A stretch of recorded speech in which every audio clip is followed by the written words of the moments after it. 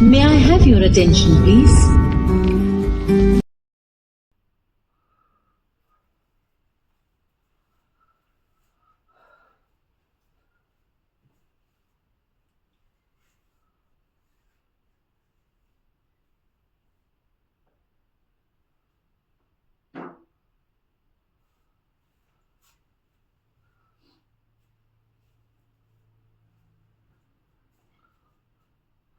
नमस्कार, स्वागत है आपका।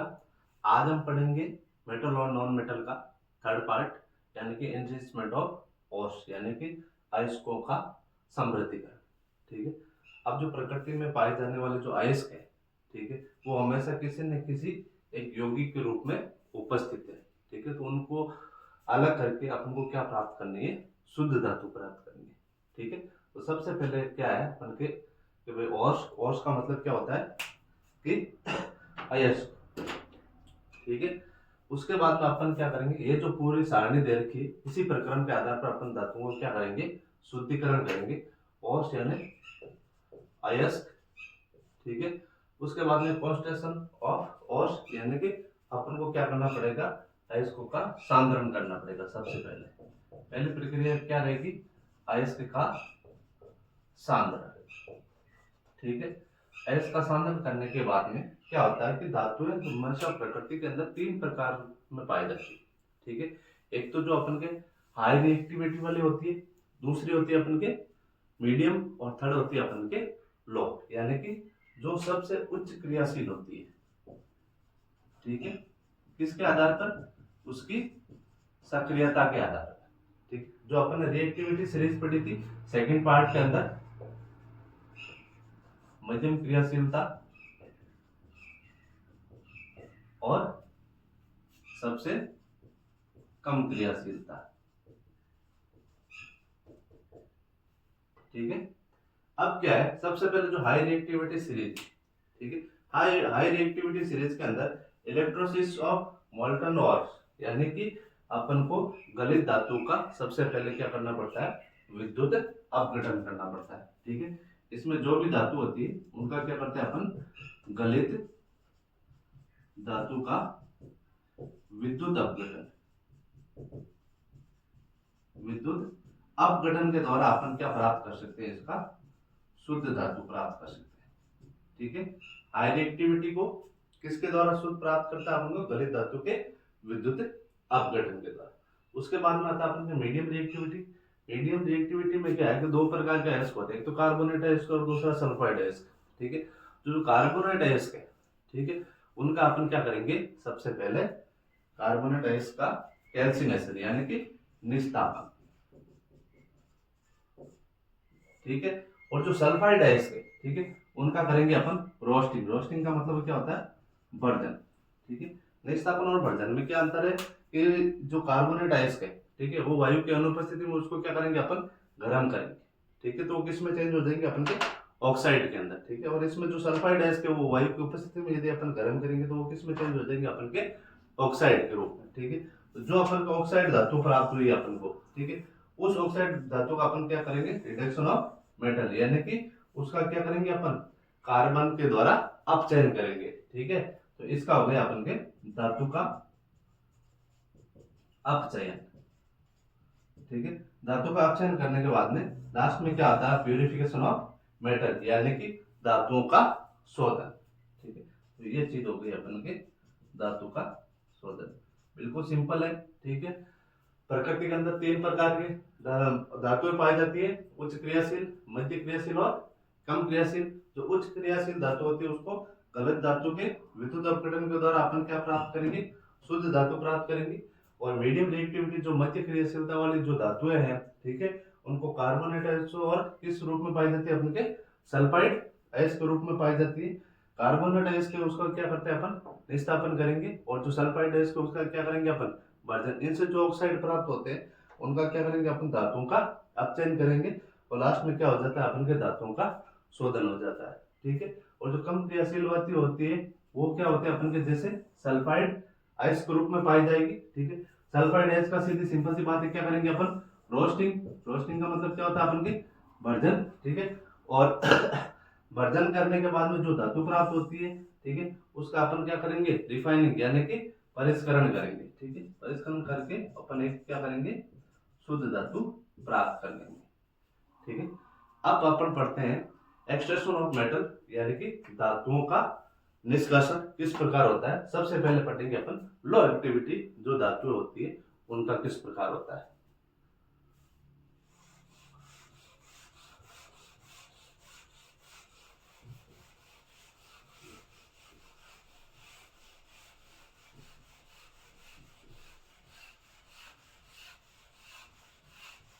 जो लो एक्टिविटी वाली धातुएं हैं, ठीक है, अब आपने क्रियाशीलता के अंदर जो सक्रिय आपने रिएक्टिविटी सीरीज पढ़ी थी, ठीक है, रिएक्टिविटी सीरीज के अंदर जो सबसे कम क्रियाशील धातुएं हैं, ठीक है, वो किस रूप में पाई जाती है प्रकृति के अंदर, सल्फाइड आयस के रूप में, ठीक है।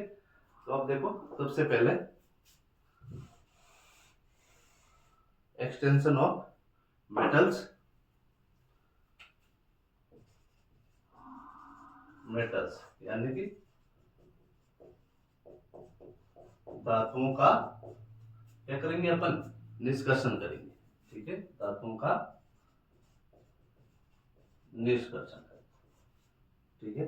धातुओं के निष्कर्षण में सबसे पहले लेंगे अपन लो एक्टिविटी वाले, कौन सी धातु है जो सबसे कम क्रियाशील है, ठीक है। फर्स्ट रहेगा अपन के लो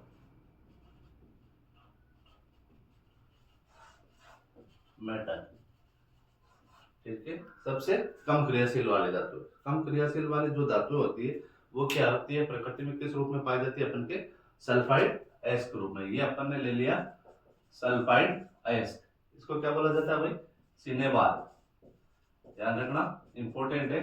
ये लिया अपन ने, जिस धातु के अंदर क्या जुड़ा हुआ अपन के, सल्फर जुड़ा हुआ, वो कौन सा रहेगा अपन के, सल्फाइड आयस रहेगा, ठीक है।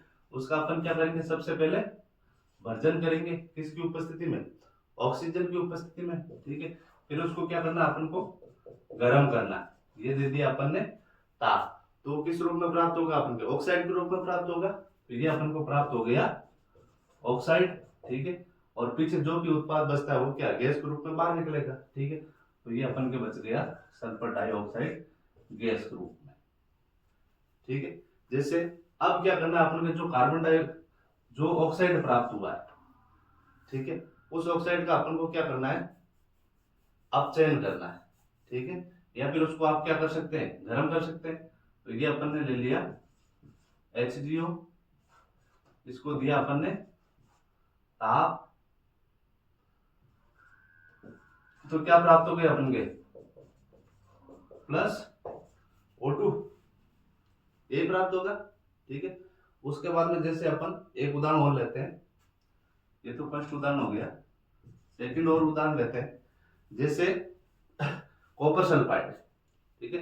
कॉपर सल्फाइड को अपन गर्म करेंगे तो क्या प्राप्त होगा, अपन को कॉपर ऑक्साइड प्राप्त होगा। और जब कॉपर ऑक्साइड और कॉपर सल्फाइड दोनों को यदि अपन साथ में मिला के, ठीक है, यदि गर्म किया जाए, ठीक है, तो अपन को क्या प्राप्त हो सकती है, शुद्ध कॉपर प्राप्त हो सकती है, ठीक है।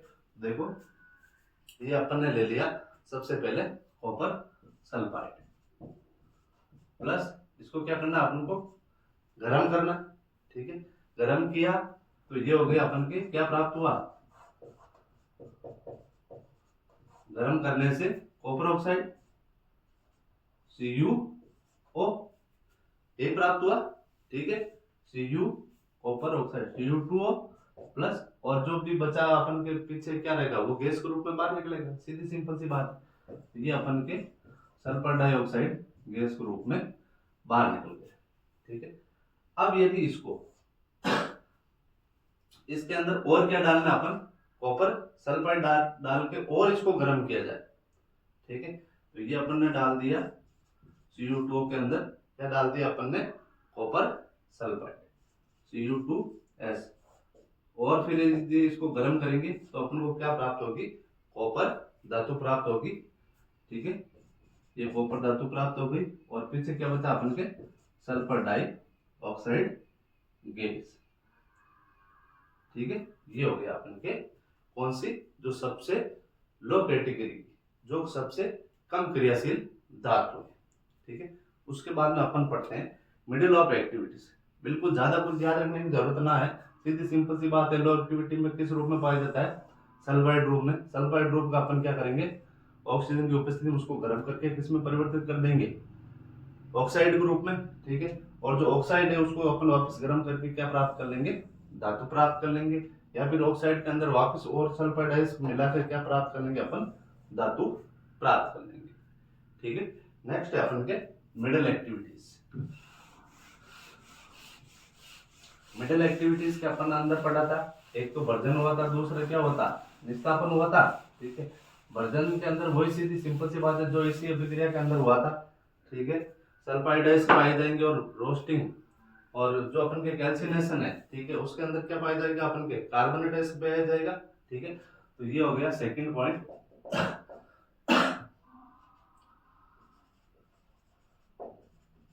मीडियम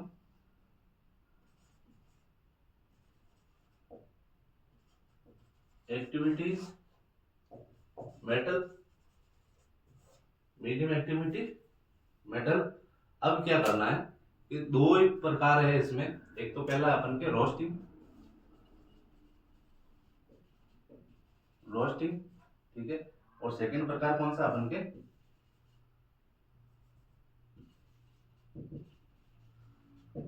कैल्सिनेशन, रोस्टिंग और कैल्सिनेशन। ठीक है, अब यदि परिभाषा पूछ ली जाए कि भाई रोस्टिंग की परिभाषा क्या है, वर्जन किसे कहते हैं, तो सीधी सिंपल सी बात है, सल्फाइड आयस को वायु की उपस्थिति में अधिक ताप पर गर्म करने पर ये किस में परिवर्तित हो जाता है? ऑक्साइड के रूप में। ठीक है, और इसमें क्या है? कार्बोनेट आयस वायु की अनुपस्थिति में अधिक ताप पर गर्म करने पर किस में परिवर्तित हो जाते हैं? ऑक्साइड में परिवर्तित होते हैं। ठीक है, बिल्कुल सिंपल है। तो ये ले लिया अपन ने जिंक सल्फाइड, किसकी उपस्थिति में गर्म करना है इसको? ऑक्सीजन की उपस्थिति में। ठीक है, ये अपन ने इसको कर दिया गर्म, प्राप्त क्या होगा अपन के? Zinc oxide. ठीक है, और जो पीछे बचेगी वो किस रूप में बाहर निकलेगा? गैस के रूप में। ठीक है, तो ये हो गया अपन के पहला। दूसरा है अपन के कैल्सिनेशन यानी निस्तापन। निस्तापन किस रूप में रहेगा अपन के? Zinc carbonate. ठीक है, ये कार्बोनेट आयस के रूप में रहेगा, ये अपन के सल्फाइड आयस, और ये अपन के कार्बोनेट आयस। ठीक है, सल्फर और कार्बोनेट आयस। ठीक है, इसमें क्या होगा अपन के? जैसे जैसे इसको गर्म करेंगे, ठीक है, तो किस में परिवर्तित हो जाएगा? एक तो जिंक ऑक्साइड और एक कार्बन डाइऑक्साइड गैस के रूप में बाहर निकल जाएगी। ठीक है, इन दोनों के बाद में क्या करना अपन को? जो भी अपन को ऑक्साइड प्राप्त हुआ है, ठीक है, इस ऑक्साइड को अपन को क्या करना है? कार्बन के द्वारा अपचयन करना है। ठीक है, थर्ड पॉइंट, कार्बन द्वारा अपचयन। ठीक है, कार्बन द्वारा अपचयन सीधी सिंपल सी बात है, ये अपन ने ले लिया जिंक ऑक्साइड प्लस कार्बन, तो अपन यदि इसको गर्म करेंगे, ठीक है, तो क्या प्राप्त होगा अपन के? एक तो जिंक प्राप्त होगा, दूसरा क्या होगा अपन के? Carbon monoxide. ये भी क्या रहेगा? गैसीय रूप में रहेगा। ठीक है, अब कई बार क्या होता है कि कुछ धातुओं का अपन विस्थापन अभिक्रिया, डिस्प्लेसमेंट, जो अपन ने पढ़ा था फर्स्ट यूनिट के अंदर, ठीक है, विस्थापन अभिक्रिया के द्वारा भी अपन क्या प्राप्त कर सकते हैं इसको? विस्थापन अभिक्रिया के द्वारा यदि प्राप्त करेंगे तो सीधी सिंपल सी बात है, क्या प्राप्त होगा अपन? जैसे ये मैंने ले लिया मैग्नीज ऑक्साइड, अपन को ऑक्साइड प्राप्त हुआ। ठीक है, इसका एल्यूमिनियम के साथ यदि अपन क्रिया करवाएं, इसके साथ में एल्यूमिनियम के साथ क्रिया कराएं, तो अपन को क्या प्राप्त होगा? मैग्नीज। ठीक है, ये क्या करेगा? एल्यूमिनियम अधिक क्रियाशील है, इसलिए मैग्नीज को क्या कर देगा? विस्थापित कर देगा। ठीक है, और पीछे क्या बचेगा अपन के? Al2O3 प्लस उष्मा। बिल्कुल सिंपल है। ठीक है, 3MnO2, इसी प्रकार ऑक्साइड प्राप्त हुआ अपन को। ठीक है, ऑक्साइड में इधर क्या करवाया अपन ने? कार्बन के द्वारा अपचयन, और इधर एल्यूमिनियम के द्वारा क्या कर दिया? इसका विस्थापन करवा दिया। ठीक है। नेक्स्ट है अपन के एक इंपॉर्टेंट चीज है थर्मिट अपक्रिया। ठीक है, कई बार पूछा गया है थर्मिट अपक्रिया क्या चीज होती है। ठीक है, इसमें क्या होता है जो आयरन ऑक्साइड होते हैं, ठीक है, आयरन ऑक्साइड की क्रिया किससे करवाते हैं अपन, एल्यूमिनियम के साथ। ठीक है, जो आयरन ऑक्साइड है, ठीक है, के साथ एल्यूमिनियम की क्रिया करवा के अपन क्या करते हैं, कई बार इसका उपयोग रेल की पटरी या मशीन के पुर्जों की जो दरारें होती है, ठीक है, उनको जोड़ने का काम करते हैं। ठीक है, हमेशा ध्यान रखना थर्मिट अभिक्रिया में पूछा जाता है कि जो आयरन ऑक्साइड के साथ एल्यूमिनियम की अभिक्रिया का उपयोग रेल की पटरी व मशीन के पुर्जों की दरार को जोड़ने का काम किया जाता है। ठीक है, नेक्स्ट है अपन के थर्मिट अभिक्रिया, इंपॉर्टेंट है, ध्यान रखना। ठीक है, ये ले लिया अपन ने आयरन ऑक्साइड। ठीक है, किससे क्रिया करवानी अपन को, एल्यूमिनियम से। ठीक है, तो अपन को क्या प्राप्त होगा कि जो लोहा है वो क्या करेगा, इसको जोड़ने का काम करेगा। इसको जो रेल की पटरियों के बीच में जो दरारें आ जाती है या फिर कोई भी मशीन का पुर्जा टूट जाता है, ठीक है, तो उसको जोड़ने का काम करता है ये अपन के आयरन। ठीक है, और पीछे क्या बचेगा भाई अपन के, सीधा ऑक्साइड बचेगा Al2O3, और सीधी सिंपल सी बात है जब क्रिया होगी तो क्या निकलेगी उसमें से, उष्मा निकलेगी। ठीक है, तो ये चीज हो गई अपन के कौन सी, थर्मिट रिएक्शन। ठीक है, अब अपन के नेक्स्ट पॉइंट है अपन के, ये हो गई मिडिल एक्टिविटी वाली, और अब अपन पढ़ेंगे हाई एक्टिविटी। हाई एक्टिविटी सीधी सिंपल सी बात है, क्या करना है अपन के गलित धातुओं को, उसका क्या करना है अपन के विद्युत अपघटन। ठीक है, और विद्युत अपघटन किस प्रकार होता है वो देखो आप।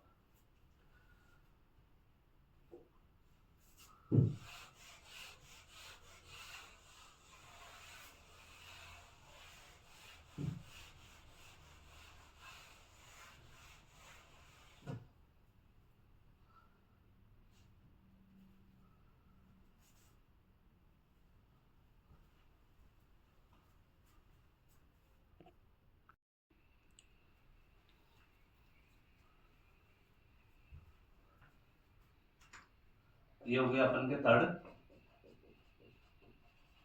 हाई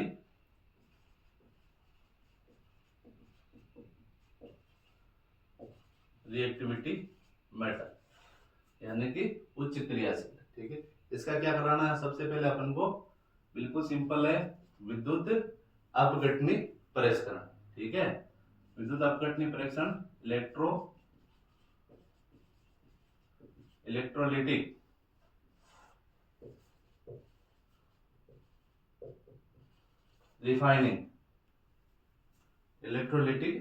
रिफाइनिंग, अब इलेक्ट्रोलिटिक रिफाइनिंग यानी कि विद्युत अपघटनी परिष्करण। अब विद्युत अपघटनी परिष्करण किस प्रकार होता है, बिल्कुल सिंपल है, जो धातु का परिष्करण है वो किस प्रकार किससे होगा, विद्युत अपघटन के द्वारा होगा। ठीक है, इस प्रक्रम में क्या है, जो अशुद्ध धातु है उसको एनोड पर, ठीक है, और जो शुद्ध धातु की जो पतली परत है उससे क्या बनाएंगे, कैथोड बनाएंगे। ठीक है, ध्यान रखना अशुद्ध धातु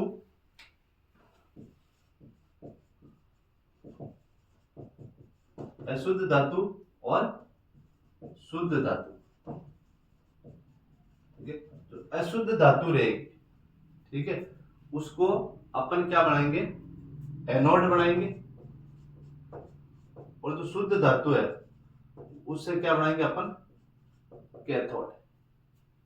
ठीक है, ये बनाने के बाद में क्या है, तो जो धातु का जो विलयन होता है, जिस विलयन से अपन को धातु प्राप्त करनी होती है, ठीक है, धातु के विलयन का उपयोग करके उसमें क्या करना है, अपन को विद्युत धारा प्रवाहित की जाती है। क्या की जाती है, विद्युत धारा प्रवाहित की जाती है। जब विद्युत धारा प्रवाहित करेंगे तब एनोड पर स्थित जो अशुद्ध धातु है वो क्या करेगी, जो अशुद्ध धातु है, जो अपन के विद्युत अपघटन जो अपन ने सॉल्यूशन बना था अपन के पास में, उसमें क्या जाएगी, मिल जाएगी या घुल जाएगी, और जो शुद्ध धातु है वो किसमें, अपन के कैथोड के ऊपर चिपक जाएगी या फिर उसके ऊपर विक्षेपित हो जाएगी। बिल्कुल सिंपल सी बात है। ठीक है, तो जैसे अपन ने ये एक बर्तन ले लिया, ठीक है,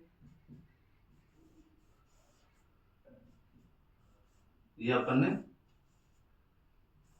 एनोड बना दिया एक, तो एक बना दिया अपन ने कैथोड, ठीक है, और इसके अंदर अपन ने क्या डाल दिया, विलयन, कौन सा, विद्युत अपघट्य विलयन, या फिर जो अपन सॉरी जो लवण विलयन होता है, लवण का विलयन, लवण का विलयन डाल दिया। विलयन डालने के बाद अपन क्या करेंगे, इसके अंदर विद्युत धारा प्रवाहित करेंगे। विद्युत धारा प्रवाहित करने के बाद में क्या होता है कि जो कैथोड के ऊपर जो भी अपन के अशुद्ध धातु होती है वो क्या हो जाएगी, इसके अंदर घुल जाएगी, ठीक है, और जो इसके अंदर शुद्ध धातु होती है, ठीक है, वो धीरे धीरे इस कैथोड के ऊपर क्या हो जाएगी, विक्षेपित हो जाएगी, ठीक है, और विक्षेपित होने से अपन को क्या प्राप्त हो जाएगा, शुद्ध धातु प्राप्त हो जाएगी, ठीक है। अब देखो एक चीज इंपॉर्टेंट है कि जो सोडियम मैग्नीशियम और कैल्शियम है, सोडियम मैग्नीशियम व कैल्शियम, ठीक है, इनके गलित क्लोराइडों को विद्युत अपघटन के द्वारा भी इनको प्राप्त किया जा सकता है। सोडियम मैग्नीशियम और कैल्शियम, उनको गलित क्लोराइडों, जो गलित क्लोराइड होते हैं, मतलब कहने का मतलब है कि जिस रूप में पाए जाएंगे, जैसे sodium chloride, magnesium chloride, calcium chloride, इन क्लोराइडों को भी विद्युत अपघटन के द्वारा प्राप्त किया जा सकता है। क्लोराइडों का विद्युत अपघटन द्वारा, बिल्कुल सिंपल है। सोडियम की क्लोराइड, मैग्नीशियम क्लोराइड या कैल्शियम के जो भी क्लोराइड है उनको विद्युत अपघटन के द्वारा अपन प्राप्त कर सकते हैं, ठीक है। हमेशा ध्यान रखना जो धातुएं होती है, ठीक है, वो किस रूप में रहेगी, अपन के कैथोड के ऊपर रहेगी, और जो अपन के ऋणायन होते हैं, ठीक है, ऋणायन जैसे मैंने ले लिया अपन के NaCl, ठीक है, NaCl में जो Na+ है, ठीक है, और सीधी सिंपल सी बात, ये क्या करता है, इलेक्ट्रॉन का निष्कासन करता है, ठीक है, तो ये क्रिया होगी वो किस पे रहेगी, अपन के किस पे रहेगी, कैथोड के ऊपर, ठीक है, और एनोड के ऊपर कौन सी होगी, जो क्लोरीन है, ठीक है, ये क्लोरीन,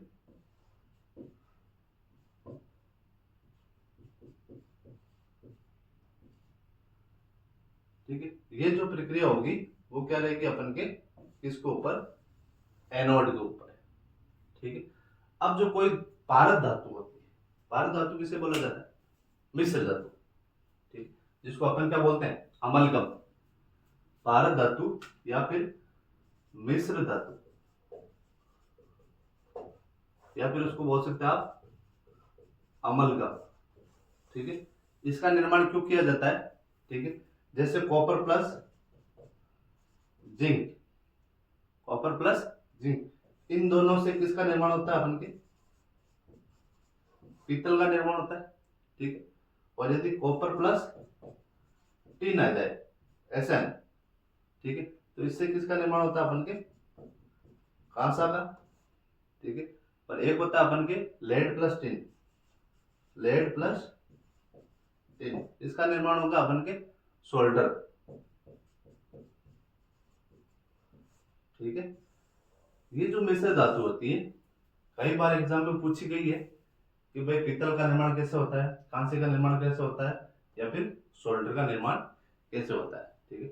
ये जो कांसा है, ठीक है, इसका उपयोग अपन के विद्युत परिपथ, जिसको आप फ्यूज बोलते हैं, ठीक है, विद्युत परिपथ बनाने में होता है। और जो अपन का सोल्डर है, ठीक है, ये क्या काम करता है, तारों के वेल्डिंग में, ठीक है, तारों के वेल्डिंग में, ठीक है। तो ये हो गया अपन के कॉपर प्लस जिंक पीतल, कॉपर प्लस टिन कांसा, विद्युत परिपथ बनाने में, लेड प्लस टिन सोल्डर, तारों के वेल्डिंग में, ठीक है। अब है अपन के नेक्स्ट पॉइंट,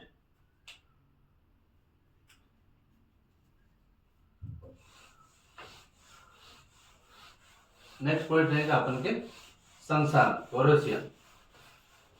ठीक है भाई, जो भी धातु होती है वो कई बार क्या हो जाती है, प्रकृति के संपर्क में आने से संसारित हो जाती है। ठीक है, संसारित का मतलब है उसके अंदर किसी न किसी प्रकार की विकृति उत्पन्न हो जाती है। ठीक है,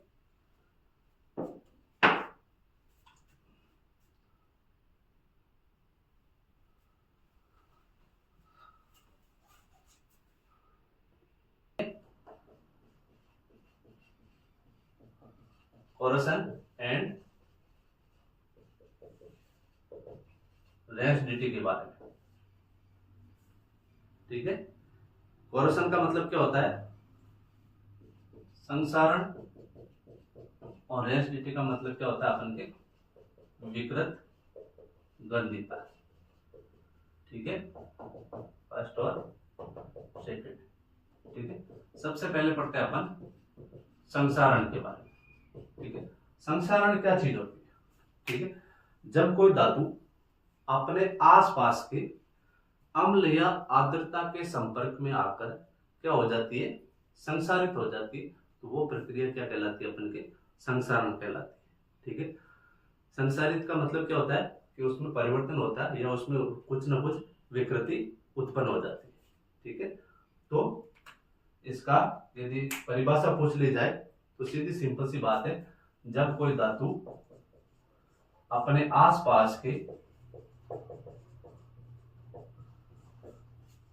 अम्ल या आर्द्रता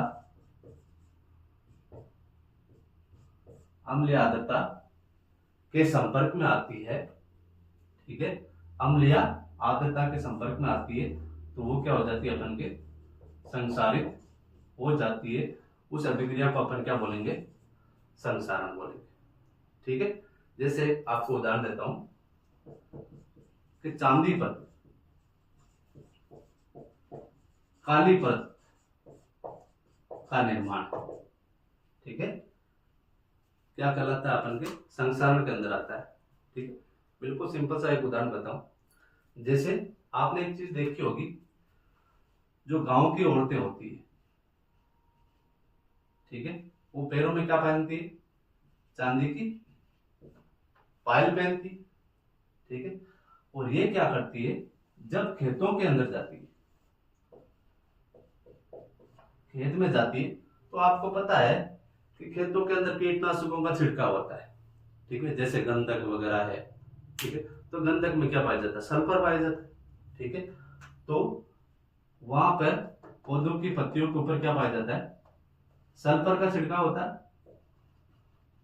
ठीक है, जैसे ये खेत के अंदर जाएगी, ठीक है, तो जो ये पायल है, जो चांदी है, वो किससे क्रिया कर लेगा, सल्फर से। ठीक है, किससे क्रिया कर लेगा, सल्फर से। तो किसका निर्माण हो जाएगा, अपन के सिल्वर सल्फाइड का। ठीक है, तो जो सिल्वर सल्फाइड है वो क्या होती है, उसके ऊपर काली परत के रूप में जम जाता है।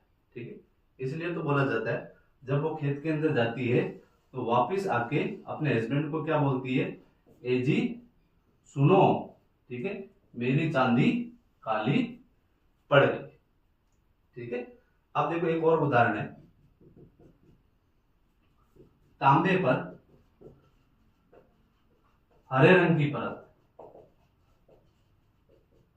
ठीक है, तांबा क्या करता है कि जो वायुमंडल में उपस्थित कार्बन डाइऑक्साइड जो गैस होती है, ठीक है, उससे क्रिया करके किसका निर्माण कर लेता है, अपन के कॉपर कार्बोनेट का। ठीक है, किसका निर्माण कर लेता है, अपन के कॉपर कार्बोनेट का। ठीक है, जो कॉपर कार्बोनेट होता है वो क्या होती है, हमेशा हरे रंग की परत होती है। ठीक है, इसको संतुलित कर लेना आप। नंबर थर्ड है लोहे पर जंग लगना। लोहे पर जंग लगना। ठीक है, लोहा क्या होता है कि जो वायुमंडल में उपस्थित जो आर्द्र ऑक्सीजन है, ठीक है, उससे क्रिया करके किसका निर्माण कर लेता है, अपन के आयरन ऑक्साइड का। ठीक है, किसका निर्माण कर लेता है, अपन के आयरन ऑक्साइड का। तो जो आयरन ऑक्साइड है वो उसको क्या बोला जाता है, जंग बोला जाता है। ठीक है, अब इसको जंग से या संसरण से बचाने के क्या उपाय है? ठीक है, या तो क्या लगाया जाता है, धातु के ऊपर ग्रीस लगाया जाता है, या पेंट किया जाता है, या तेल लगाया जाता है, या फिर यशद लेपन किया जाता है। यशद लेपन क्या होता है कि लोहे पर जस्ते की परत। ठीक है, ध्यान रखना, यशद लेपन लोहे पर जस्ते की परत। ठीक है, या फिर क्या किया जाता है, एनोडीकरण किया जाता है। ठीक है, या फिर मिश्र धातु का निर्माण करते हैं, या फिर अपन के क्रोमियम लेपन किया जाता है। ठीक है, तो ध्यान रखना कि यदि संसरण से बचाने के यदि आपको उपाय पूछ लिया जाए तो ये पहला है ग्रीस लगाना, तेल लगाना, पेंट करना, यशद लेपन, क्रोमियम लेपन, एनोडीकरण, या फिर मिश्र धातु का निर्माण करना। ठीक है, ये होता है अपन के